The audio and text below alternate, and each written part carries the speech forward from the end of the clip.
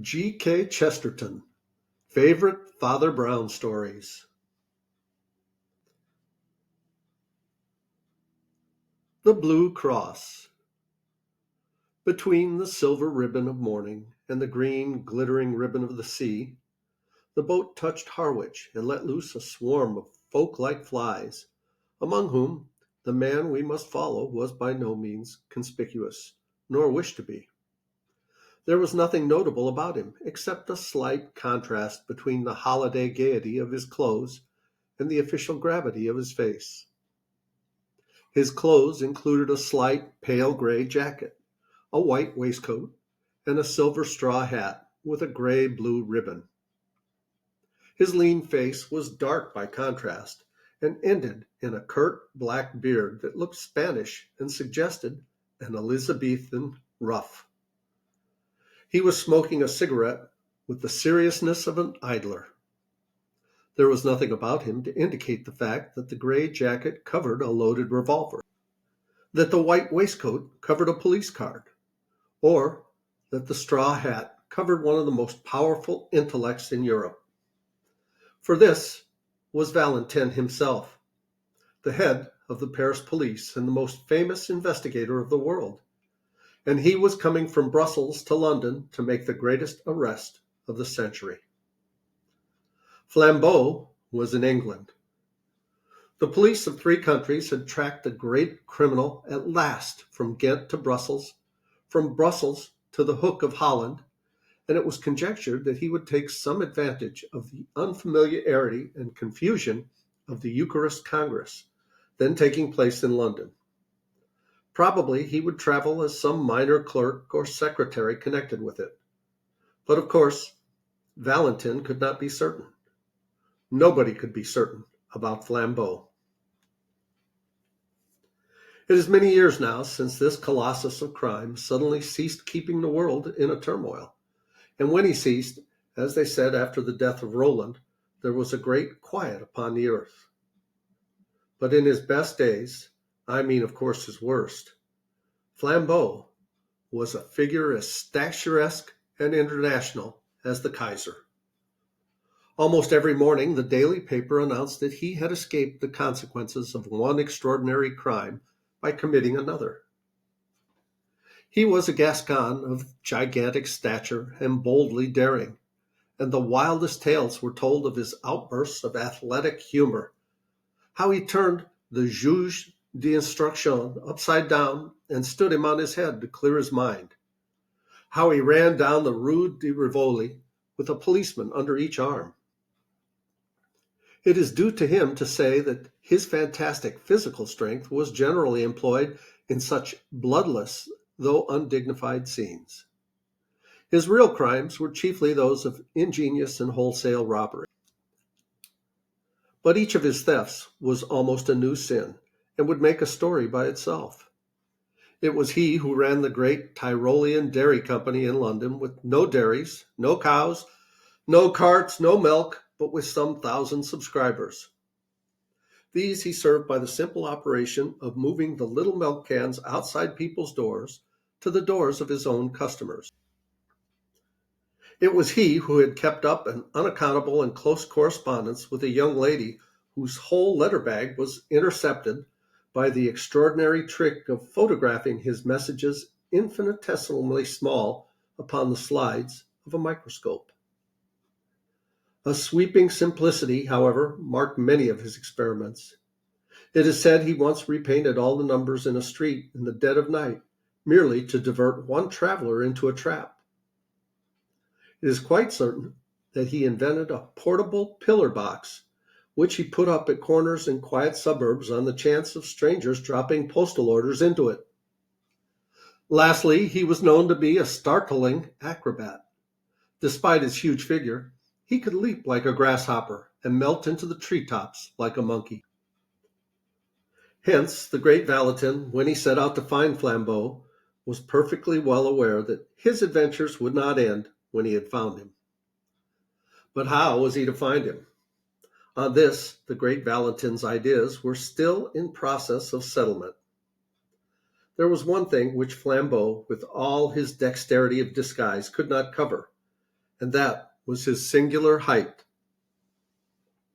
If Valentin's quick eye had caught a tall apple woman, a tall grenadier, or even a tolerably tall duchess, he might have arrested them on the spot. But all along his train there was nobody that could be disguised as Flambeau any more than a cat could be disguised as a giraffe. About the people on the boat he had already satisfied himself. And the people picked up at Harwich or on the journey limited themselves with certainty to 6. There was a short railway official traveling up to the terminus. 3 fairly short market gardeners picked up 2 stations afterward. 1 very short widow lady going up from a small Essex town, and a very short Roman Catholic priest going up from a small Essex village. When it came to the last case, Valentin gave it up and almost laughed. The little priest was so much the essence of those eastern flats. He had a face as round and dull as a Norfolk dumpling. He had eyes as empty as the North Sea. He had several brown paper parcels, which he was quite incapable of collecting. The Eucharist College had doubtless sucked out of their local stagnation many such creatures, blind and helpless like moles disinterred. Valentin was a sceptic in the severe style of France, and could have no love for priests. But he could have pity for them, and this one might have provoked pity in anybody. He had a large, shabby umbrella which constantly fell on the floor. He did not seem to know which was the right end of his return ticket. He explained with a mooncalf simplicity to everybody in the carriage that he had to be careful, because he had something made of real silver with blue stones in one of the brown paper parcels. His quaint blending of Essex flatness with saintly simplicity continuously amused the Frenchman till the priest arrived, somehow, at Stratford, with all his parcels, and came back for his umbrella. When he did the last, Valentin even had the good nature to warn him not to take care of the silver by telling everybody about it. But to whomever he talked, Valentin kept his eye open for someone else. He looked out steadily for anyone, rich or poor, male or female, who was well up to 6 feet, for Flambeau was 4 inches above it. He alighted at Liverpool Street, however, quite conscientiously secure that he had not missed the criminal so far. He then went to Scotland Yard to regularize his position and arrange for help in case of need. He then lit another cigarette and went for a long stroll in the streets of London. As he was walking in the streets and squares beyond Victoria, he paused suddenly and stood. It was a quaint, quiet square, very typical of London, full of an accidental stillness. The tall, flat houses round looked at once prosperous and uninhabited. The square of shrubbery in the center looked as deserted as a green Pacific islet.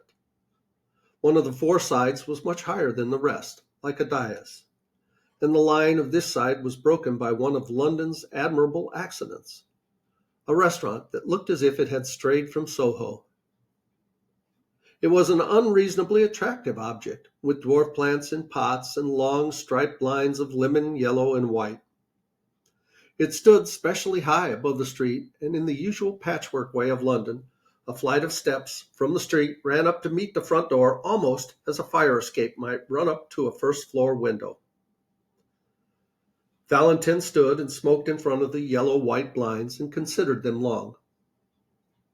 The most incredible thing about miracles is that they happen. A few clouds in heaven do come together into the staring shape of one human eye. A tree does stand up in the landscape of a doubtful journey in the exact and elaborate shape of a note of interrogation. I've seen both these things myself within the last few days.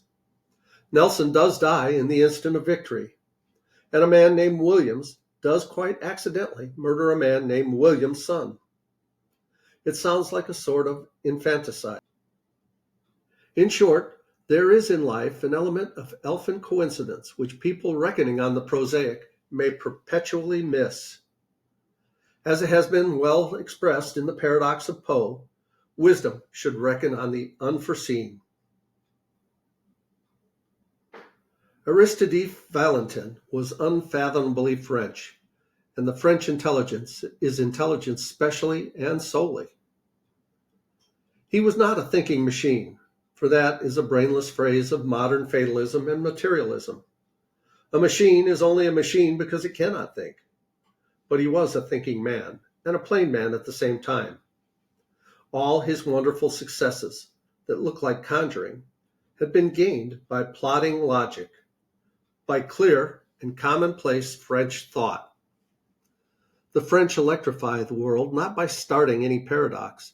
They electrify it by carrying out a truism.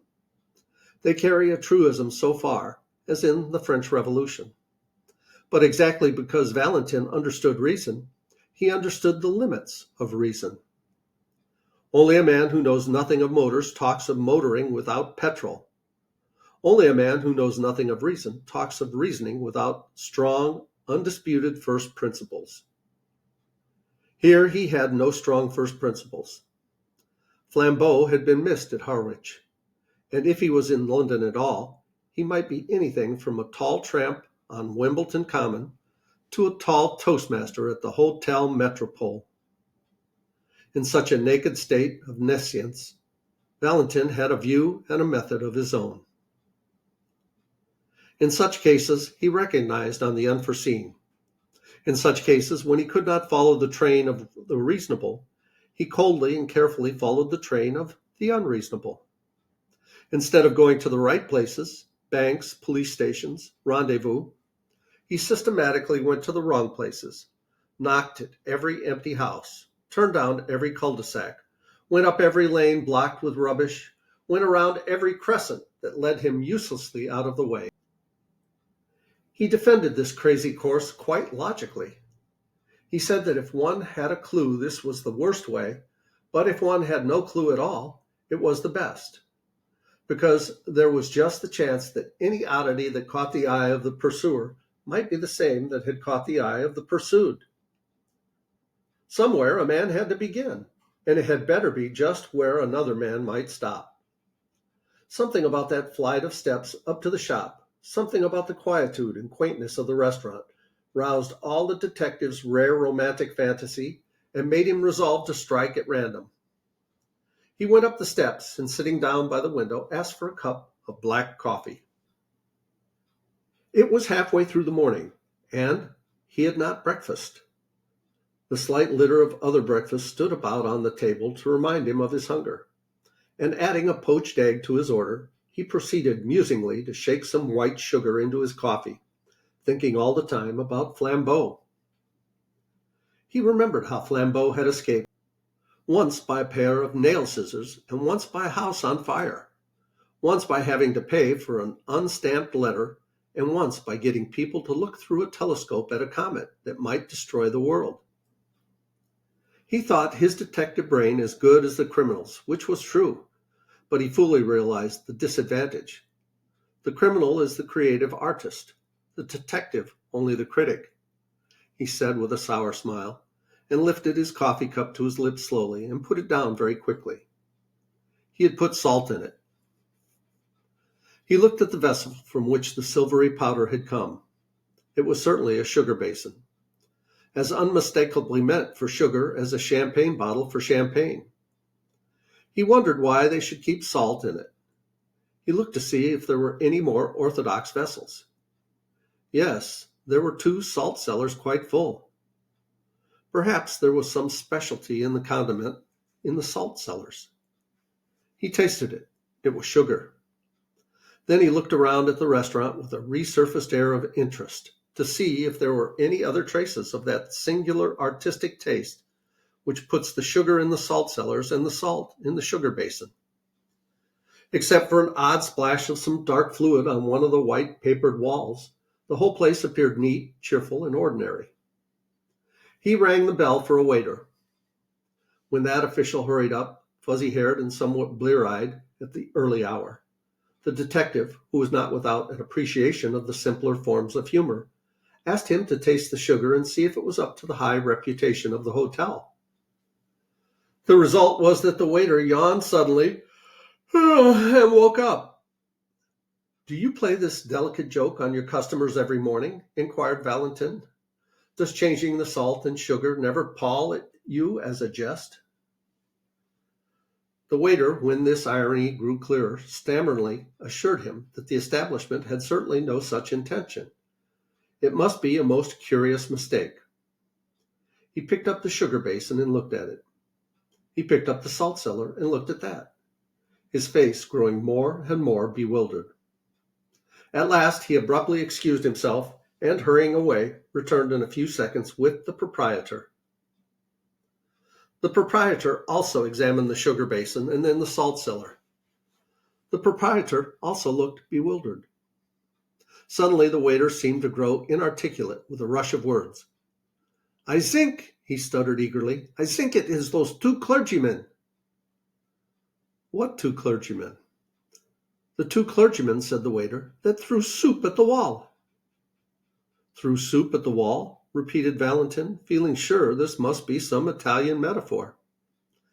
"Yes, yes," said the attendant excitedly, and pointing at the dark splash on the white paper. "Threw it over there, on the wall." Valentin looked his query at the proprietor, who came to his rescue with fuller reports.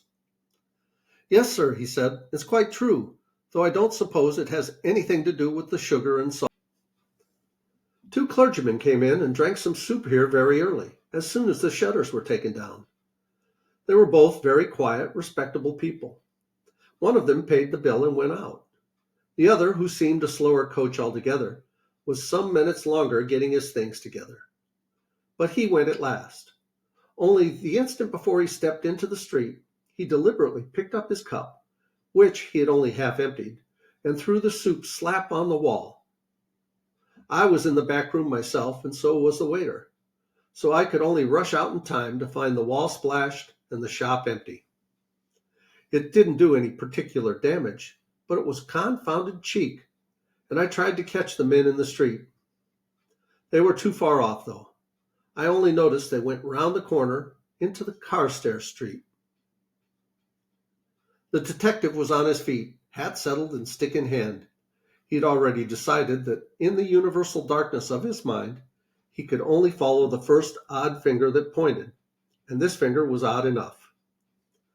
Paying his bill and clashing the glass doors behind him, he was soon swinging around into the other street. And we'll pause here and we'll continue with this story in the next video. Please like, subscribe, leave a comment below. I'd love to hear you guys talk about this story. I love you. As Tigger says, ta-ta for now.